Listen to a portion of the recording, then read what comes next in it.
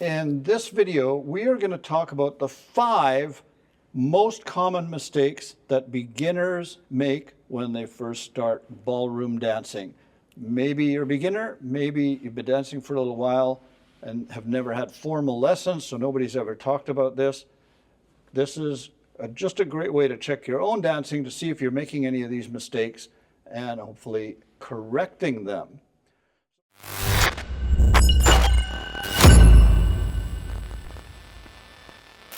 So the first one, very common. This happens because men are deathly afraid of stepping on the ladies' feet while they're dancing. So they make a couple of different mistakes. They're all related. Because they're so afraid of stepping on her feet, they kind of move her out of the way before they do anything. So the end result is they send her away, let's say for the waltz box step, and then they step. And when they do the back half, they will move their feet out of the way first and then bring her with them. So the end result is this forward top heaviness of the body, and then the back half goes away. Feels very awkward to the lady. It looks not so great. Too much right? work. But it's very common. We see it all the time, and I understand exactly where it comes from. Men are terrified of stepping on the ladies' feet. Another mistake that's the same mistake, but it's just a different way of handling the problem, and that is that maybe they don't move their upper body forward, but they will move their foot kind of out of the way.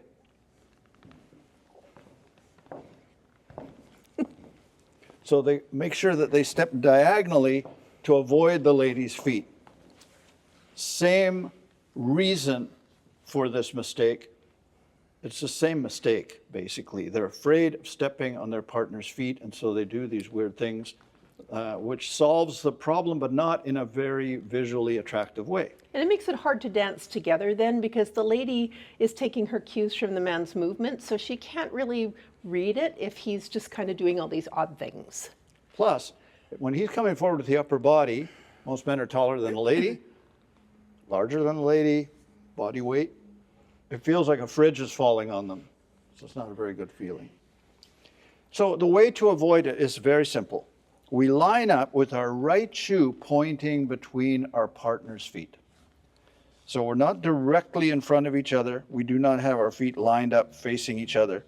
We're a little offset with our partner slightly to our right.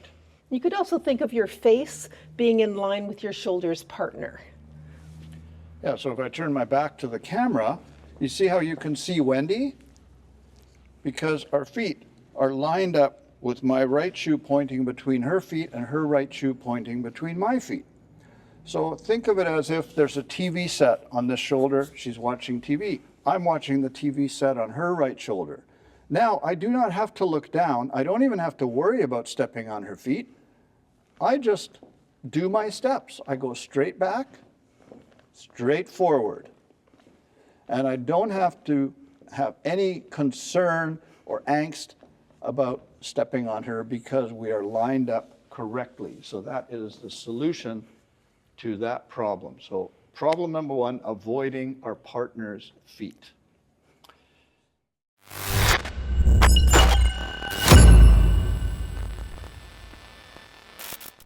Mistake number 2.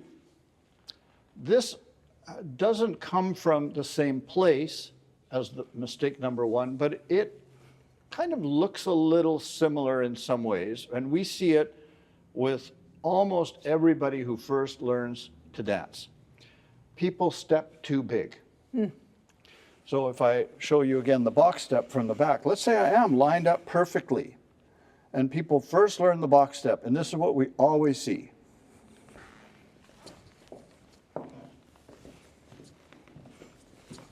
These huge steps. Way too much work. Yes. Very difficult. It is very common. We teach a lot of wedding couples, and we see this all the time when people learn the box step. Steps so big. You want to think of a small base, but the bigger top. The big top is from our hold.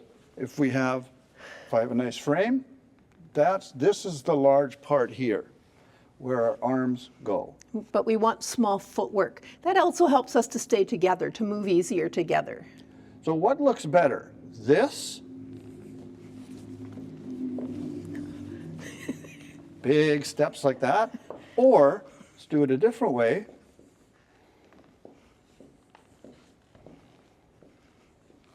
Much easier for both of us, and it looks much nicer. So, not great big steps, but it looks elegant, Keep it looks small. smooth, it works really well. When you watch top couples dancing, they do move further than you might normally see in social dancing. There's other mechanics involved in that. A lot of detail, how they use natural forces like gravity and movement of body weight and things like that. Years and years of training and practice and lessons. That's how they manage that. It is not because they take big steps. And it's not necessary for social dancing. It really isn't. Usually you have a very small dance floor anyway, so keep it compact and easier to dance together. Yeah, it'll actually look silly if you try It will, what you see from top couples on a typical social dance floor. We go out social dancing, we just dance very basic steps, dance them elegantly, properly, cleanly. and it looks really nice. You don't have to try very hard. So that's mistake number 2, just stepping too big.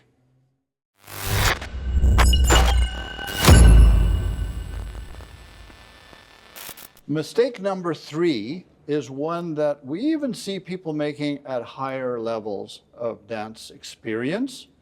And it is a simple case of looking down at your feet to see what you're doing. Usually means you're thinking.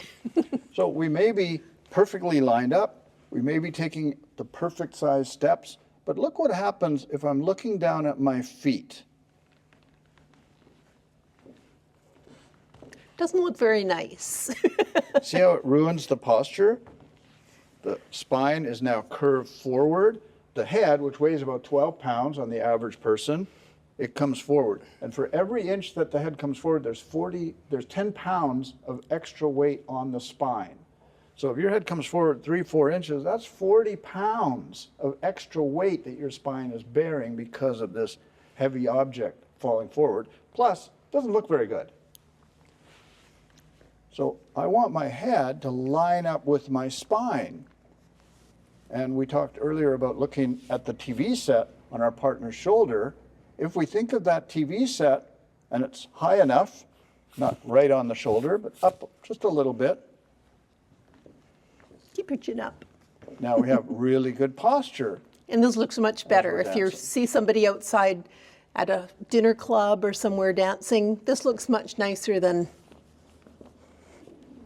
Yeah, it just doesn't look good, whether it's the gentleman or the lady. Right. And we see it in all dances, and we see it at many, many different levels, especially when people are learning a new figure. They tend to look down at their feet. And there are some figures where the feet are doing completely different things. So now it doesn't help at all because you just get confused because your partner's doing something completely different from what your feet are doing. You have to trust your feet when you're dancing. So you learn things and then trust your feet as you do it. And that should solve the problem of looking down.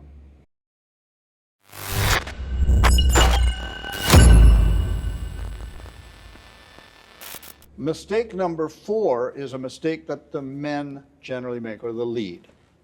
And it is simply that they are using their arms to lead the lady. Oh, they're steering. So when, one of the most common places is when we switch from closed position to promenade position. And because we want the lady to turn so that we're both facing the same way, what they will do is they will use their arm to create the movement. They will either push her, or they will straighten the arm like this, stretch it out to the side.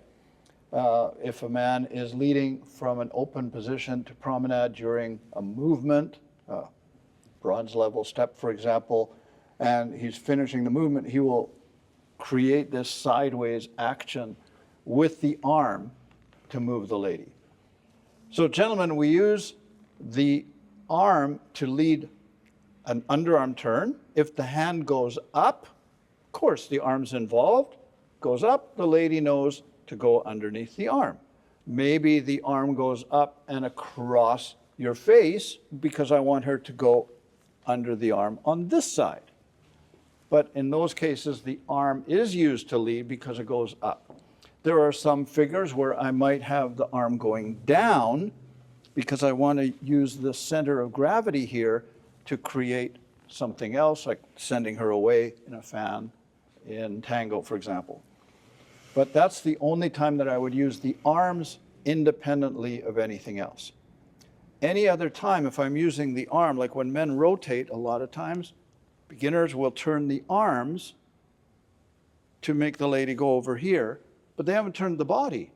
So they leave the body there, and they pull the lady over here with their arms. Doesn't help. And it's uncomfortable for her. Likewise, if I take her to the right side. So gentlemen, it's never your arms that are doing that kind of lead. The lead comes from your center. Think of your belly button being the lead, and your arms simply go along for the ride. So the arms are connected to your body. They go for the ride, but it's your body that leads the lady. So when I want her to turn and go around me, I will turn my center. And she goes around. The arm's coming along. Same if I lead her to this side. My center is turning. And I might use my rib cage, my lats, my rib cage, might use that. But it's always going to be a rotation of the body with the arms simply coming along. So guys, do not use the arms independently of the body. And likewise, you don't want to leave the arms there as you're turning away from her. Sometimes we do a little bit of that to lead to promenade. We turn the center, we leave the arms so the lady knows it's promenade, but never to the point where we're doing something crazy. Paso doble, I guess, would be an exception. So mistake number 4, men or leads leading with the arms.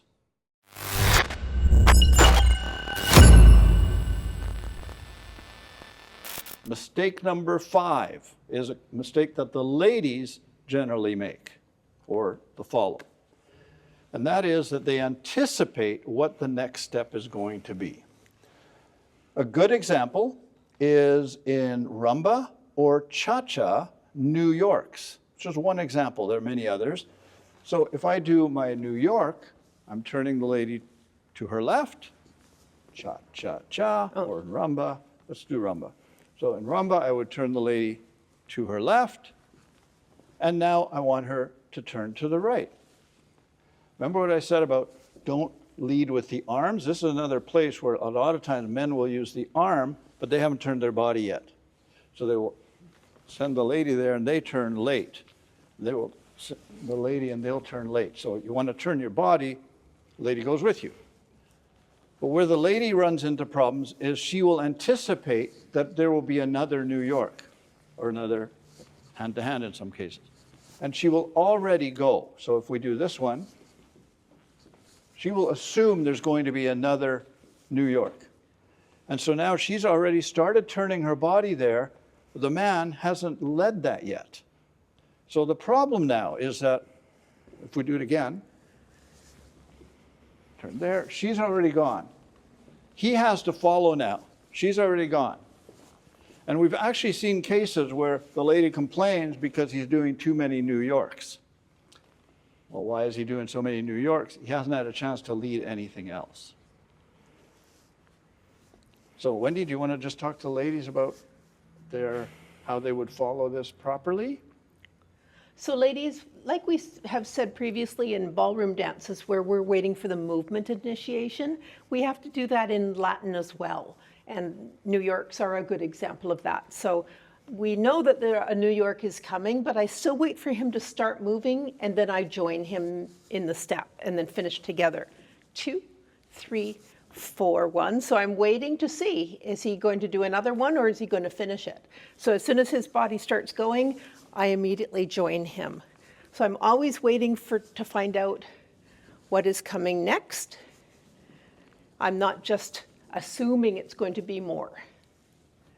Yeah, and it can happen in all dances. It can happen in many, many different figures where the lady anticipates the next step. And she's already beginning to move into that step before the man has led it. And We then can't do the step until we know what step it is, and then we do it. yes. So there are the 5 most common mistakes that we have seen as teachers in ballroom dancing. If you'd like to learn more figures, more technique about ballroom dances, ballroom and Latin, you can check out our membership at delta.dance, and we hope to see you on the dance floor.